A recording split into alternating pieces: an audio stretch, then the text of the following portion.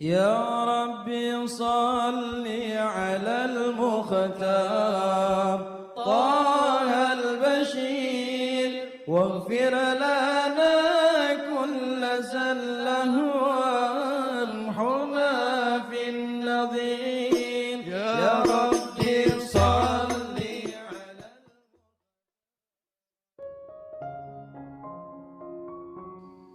Bismillahirrahmanirrahim. Alhamdulillahirabbil alamin. Allahumma salli wa sallim ala sayyidina Muhammadin wa ala ali sayyidina Muhammadin miftahi babi rahmatillah adada ma fi ilmillah salatan wa salaman daimaini bidawami mulkillah. Assalamualaikum warahmatullahi wabarakatuh. Sahabat online yang dirahmati Allah, alhamdulillah kita bisa berjumpa kembali. Mudah-mudahan kita senantiasa diberikan kesehatan, umur panjang fi taatillah, juga senantiasa mendapatkan taufik dan hidayah dari Allah Subhanahu wa taala. Pada pertemuan kita kali ini, mari kita ngaji bareng Habibana Novel bin Muhammad Al-Idrus, yaitu tentang resep bahagia dan sukses dalam hidup. Salah satu hikmah dari doa-doa yang dipanjatkan Habib Ali Habsyi dalam Maulid Simtuduror yang menarik, sebelum di alenia yang diawali dengan waqshifillahumma kurbatal makrubin, di situ Habib Ali lebih mengedepankan mendoakan orang-orang yang sumpek, orang-orang yang suntuk, orang-orang yang mumet. Ya, baru setelah itu mintakan ampun. Waghfir lil mudznibin wa taqabbal taubatat taibin. Ya, itu setelah itu. Tapi yang didoakan nomor satu adalah waqshifillahumma kurbatal makrubin. Ya Allah, tolong yang mumetnya dihilangkan. Bukan orangnya dihilangkan, bukan ya. Kurbahnya, yang buat mumetnya itu dihilangkan, disingkirkan. Nah kemudian alinea berikutnya menarik. Kalimat berikutnya, waqdi dainal madinin. Ini saya yang paling cocok ini. Dan lunaskan hutangnya orang-orang yang terlilit hutang. Loh, amin banter toh.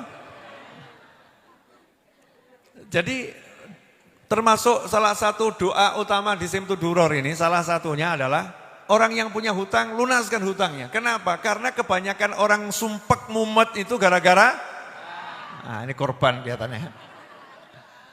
Jadi banyak itu yang mumet sumpek gara-gara hutang. Maka didoakan. Jadi Simtuduror ini kalau dibaca di mana-mana, yang punya hutang insya Allah mudah lunasnya. Karena ada di situ ya, waqdi dainal madinin. Jarang loh, jarang kita ini kalau doa minta utangnya orang-orang lunas. Ya, minta rezeki, lupa mendoakan orang lain agar hutangnya lunas. Habib Ali ngajari, yang punya sumpek ya Allah hilangkan sumpeknya, yang punya hutang lunaskan hutangnya. Nah itulah ciri-ciri wali. Jadi para wali Allah itu hidupnya mikirkan orang lain.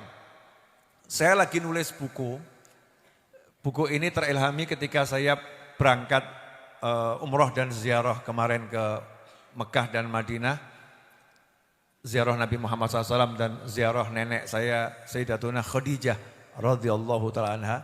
Ketika ziarah ke sana, saya dapat ilham untuk nulis buku baru. Judulnya nanti semua wajib beli. Namanya orang dagang ya gitu ya. Semua wajib beli. Judulnya adalah Sayyidah Khadijah kekasih Rasulullah SAW. Judulnya itu. Nah, di antara isi bukunya yang belum saya tulis, yang mau saya ceramahkan ini belum saya tulis. Saya baru nulis 6 halaman di Madinah ya, 6 halaman di Madinah. Bahkan saya beli laptop juga di Madinah. Ya biar barokah, ya, saya beli laptop di Madinah khusus buat nulis buku ini. Ya niatnya khusus buat nulis buku ini. Nah itu ada satu bagian di mana Nabi kita Muhammad sallallahu alaihi wasallam sallu ala nabi. Allahumma shalli Di mana Rasulullah SAW di masa kecilnya, di masa remajanya, Nabi kita itu tidak aktif kerja ke luar negeri, tapi kerjanya hanya menggembala kambing. Memang pernah umur 12 tahun pernah diajak pamannya Abu Thalib untuk ke Syam, ekspor impor, tapi di tengah jalan suruh pulang ya. Suruh pulang, nanti saya bahas itu nanti. Kalau jenengan beli bukunya saya bahas isinya. Nanti ya. Tapi ini ada satu hal yang menarik yang saya dapatkan, mudah-mudahan antum belum pernah dapat yang semacam ini.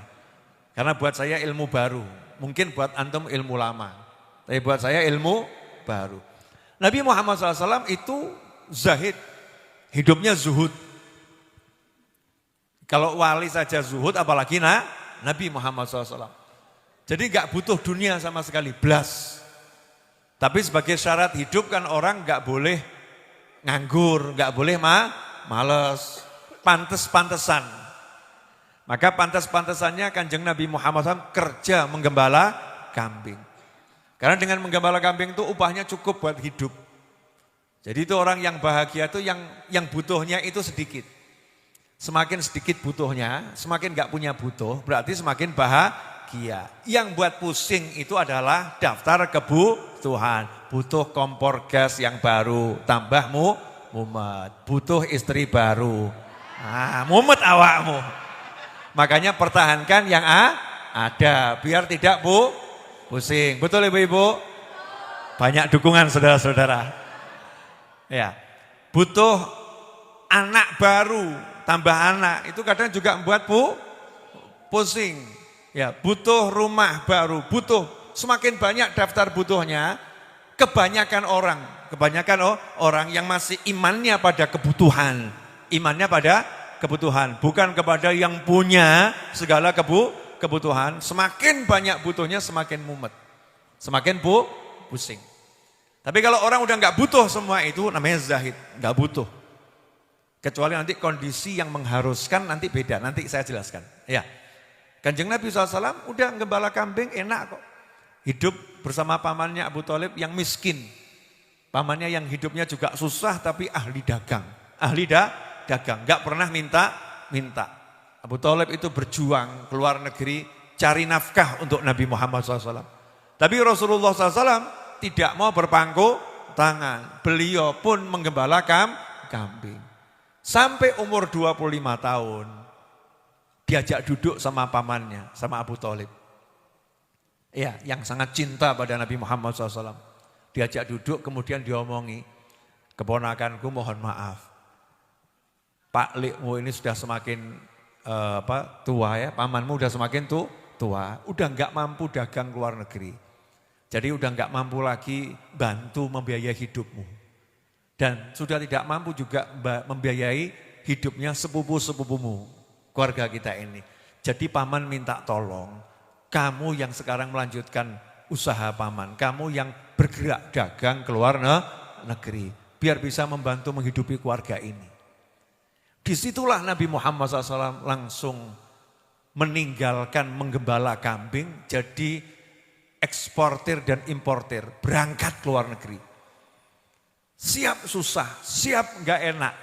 Padahal tadinya udah enak, dia gembala kambing udah hidupnya nyaman, hidupnya enak. Tapi demi orang lain, demi membahagiakan keluarganya, demi menyenangkan saudaranya, demi membahagiakan sepupunya, beliau keluar dari zona nyaman kata orang. Tadinya cukup nyaman gembala kambing, keluar dari semua itu, siap lakukan perjalanan jauh yang berat, siap berdagang yang penuh dengan resiko, siap bertemu orang asing yang gak dikenal, siap ketemu pengalaman baru. Demi apa? Cari duit? Enggak. Demi apa? Memperkaya diri? Enggak. Demi apa? Mau beli rumah? Enggak. Tapi demi untuk menyiapkan rumah buat orang lain, menyiapkan makan untuk orang lain, menyiapkan kesenangan orang lain. Itulah yang namanya zahid. Ketika dia bekerja bukan untuk dirinya. Ketika dia cari uang bukan untuk mengumpulkan harta. Beda dengan konsep orang kerja zaman sekarang.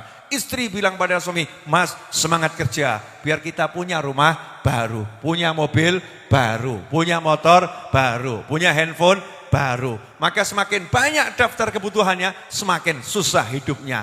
Beda dengan orang-orang yang soleh, semakin banyak daftarnya, semakin senang hidupnya. Kenapa? Karena semua daftarnya untuk nyenengkan orang lain, bukan untuk nyenengkan dirinya sendiri. Itu yang diajarkan Nabi Muhammad SAW. Nyenengkan orang lain. Lah uripmu nggo apa? Hidupmu dan hidupku selama ini untuk apa? Kalau cuman untuk ngumpul-ngumpulkan buat diri sendiri ya siap-siap mumet, siap-siap ruwet, siap-siap susah. Tapi kalau kamu hidup untuk menyenangkan orang lain, menyenangkan orang tuamu, ya menyenangkan kakakmu, menyenangkan adikmu, menyenangkan pamanmu, menyenangkan bibikmu, maka kamu akan bahagia dengan semua susahmu itu. Susahnya itu akan dinikmati. Gak enaknya itu akan jadi enak. Karena gak ada bagian nafsu, gak ada bagian hawa. Begitu hawa, nafsu, ego ini tersingkirkan, maka Allah yang akan mengisi itu dengan kebahagiaan. Allah akan isi itu dengan kebahagiaan. Jadi udah paham resep sugih?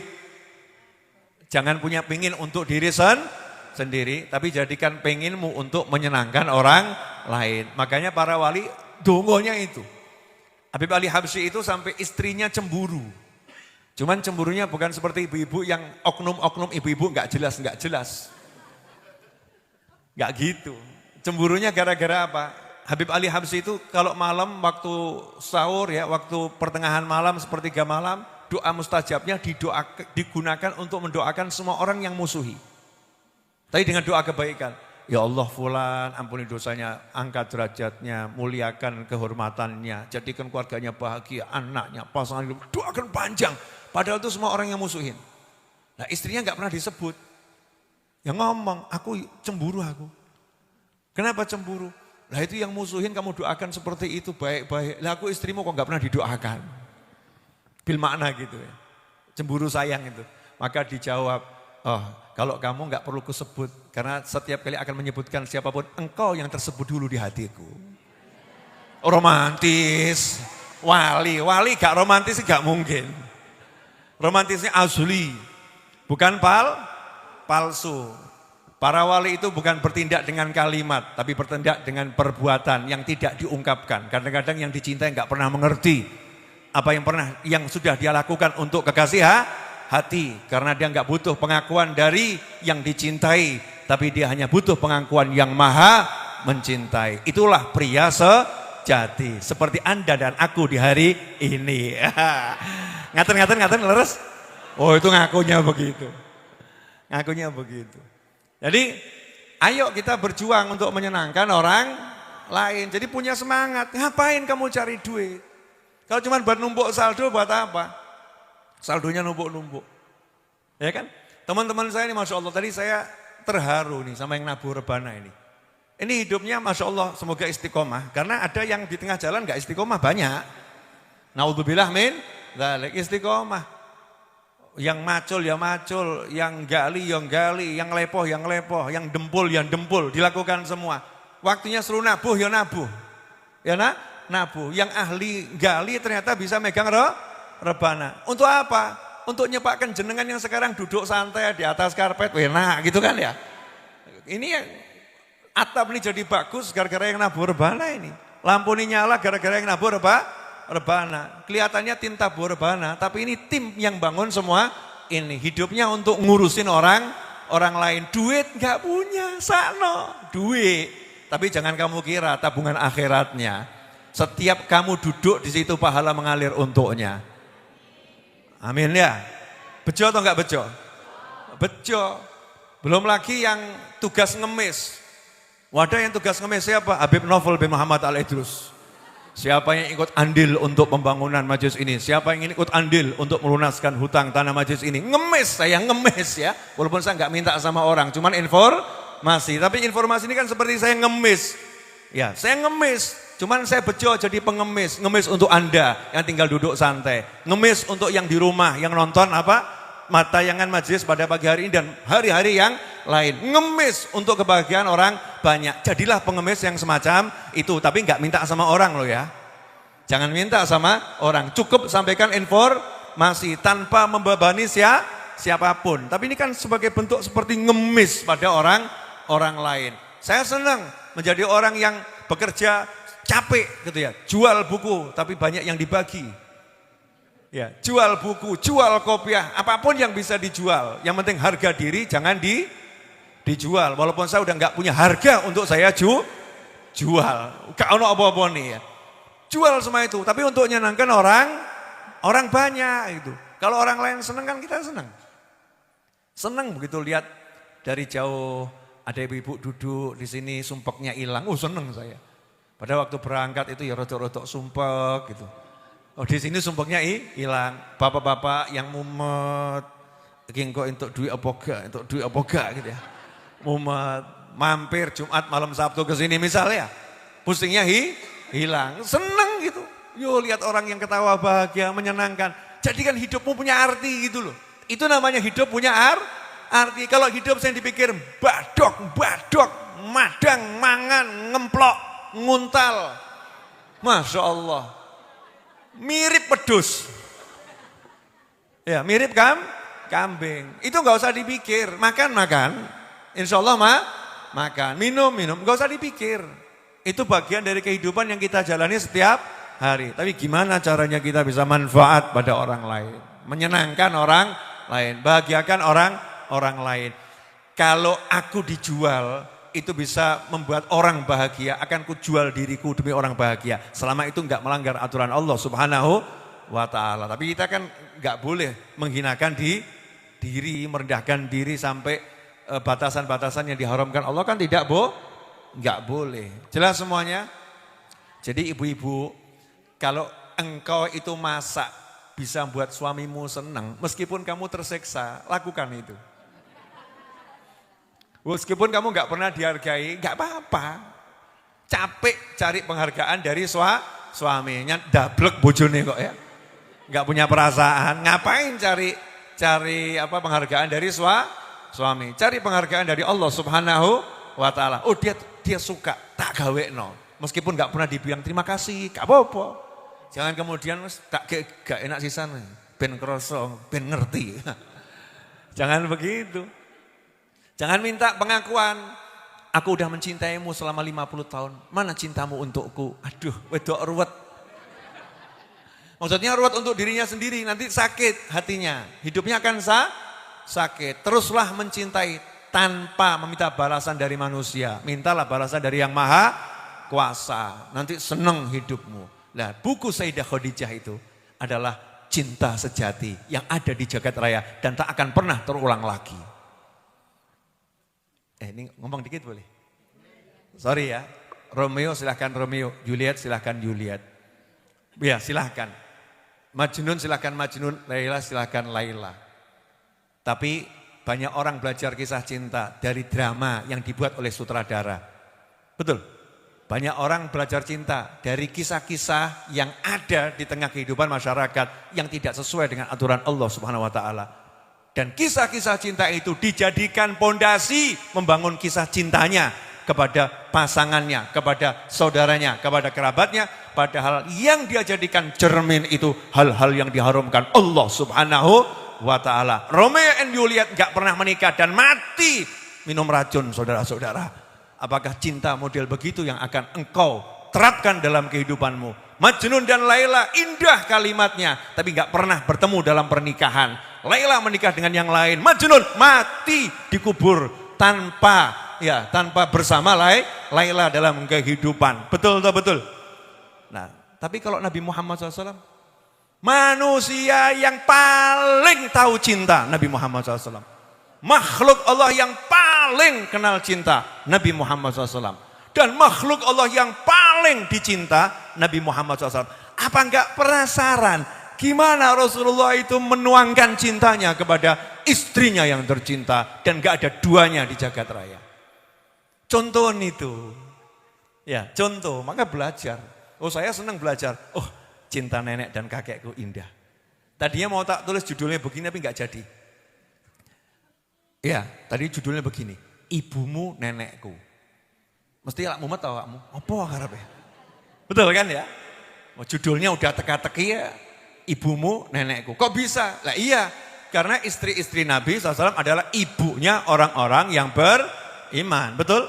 Jadi kebetulan ibu kita semua ini, Sayyidah Khadijah, kebetulan nasab saya nyambung ke sana. Nenek saya, jadi ibumu nenekku. Mau tak buat begitu, tapi gak enak, mumet sing moco. Maka langsung tutup poin. Sayyidah Khadijah, kekasih Rasulullah SAW. Indah cintanya luar biasa. Mau sedikit spoilernya? Wani piro? Ya, sedikit aja ya, dosa banyak. Ketika akan meninggal dunia, ketika akan wafat, nanti endingnya buku itu, endingnya. Ketika akan wafat, itu diceritakan Sayyidah Khadijah itu di akhir-akhir usianya, suatu hari Nabi Muhammad SAW ada di Bukit Sofa. Rumahnya Sayyidah Khadijah itu di depannya Marwah, sampingnya Marwah. Ada Sofa Marwah. Antara Sofa dan Marwah itu kan cukup jauh kalau jalan. Dan bukan seperti sekarang, masih terjal gitu ya. Bukitnya juga masih bukit batu yang tajam. Sekarang pun kita lihat, sudah dikasih olesan lapisan, kelihatan tajamnya seperti apa. Di usia 65 tahun Sayyidah Khadijah itu wafat, radhiyallahu anha. Di akhir usianya di rumah, tahu suaminya yaitu Nabi Muhammad SAW berada di Bukit Sofa lagi ngobrol dengan malaikat Jibril alaihissalam.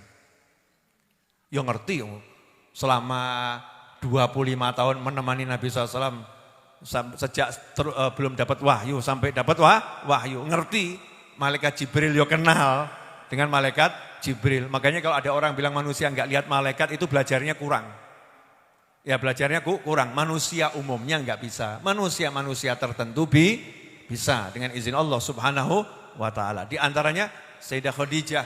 Kemudian ada sahabat yang juga tazuruhul malaikah, diziarahi malaikat, ketemu dengan malaikat. Nah disitulah Sayyidah Khadijah menyiapkan makan untuk Nabi Muhammad SAW. Selesai makannya disiapkan, dibawa. Wanita usia 65 tahun bawa makan itu mendaki Bukit Sofa, kepleset, jatuh.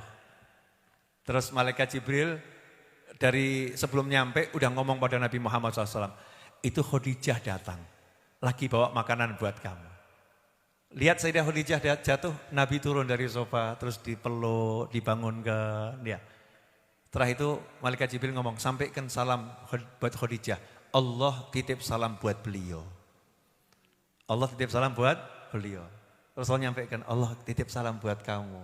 Terus malaikat Jibril ngomong, aku juga titip salam. Jibril juga titip salam buat kamu. So, Allah sudah nyiapkan rumah buat kamu di surga. Betapa indahnya.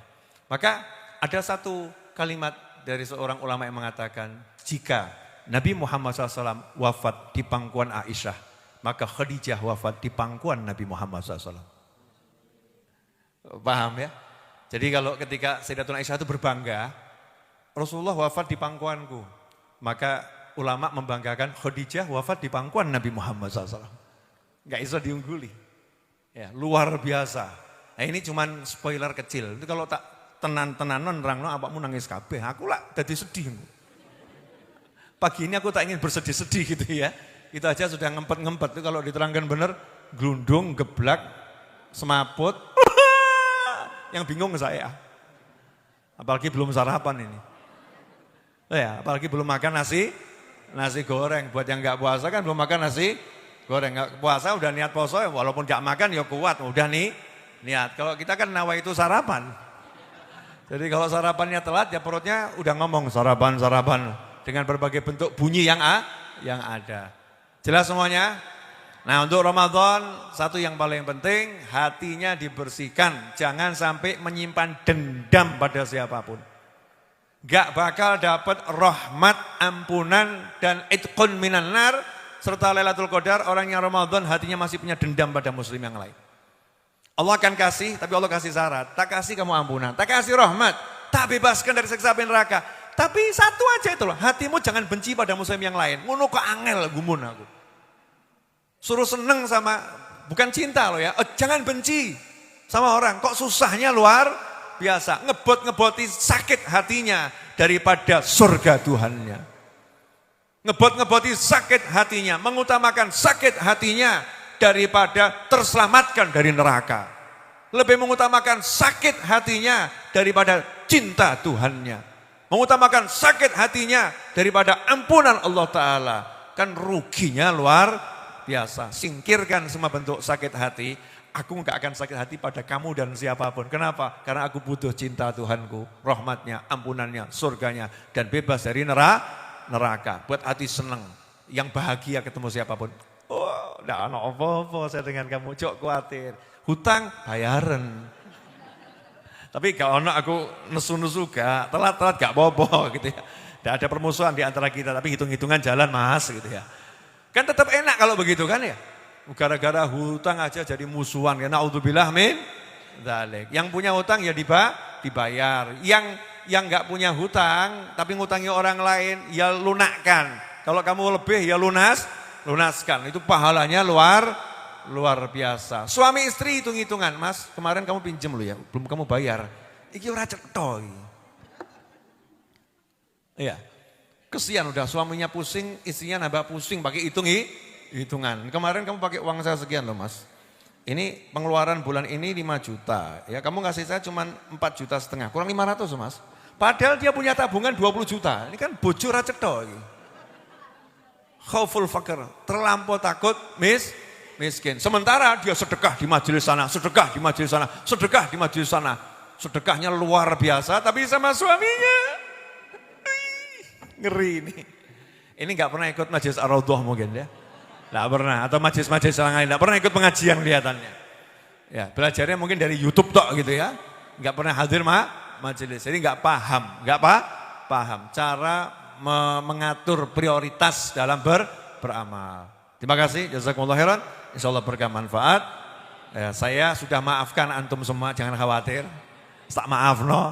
Nah, sementara aku juga minta maaf atas segala kekurangan saya yang saya sadari maupun yang tidak saya sadari. Dan terima kasih atas peran serta dan kehadirannya di majelis sampai hari ini. Alhamdulillah kita telah menyimak penjelasan dari beliau. Semoga ilmu yang telah kita peroleh ini dari Habibana Novel bin Muhammad Al-Idrus menjadi ilmu yang bermanfaat bagi kita, keluarga dan anak cucu kita. Habibana Novel bin Muhammad Al-Idrus menjelaskan bahwa kebanyakan dari manusia semakin banyak kebutuhannya, semakin banyak kemauannya, semakin banyak keinginannya, maka akan semakin pusing, semakin susah, semakin menambah beban dalam hidupnya.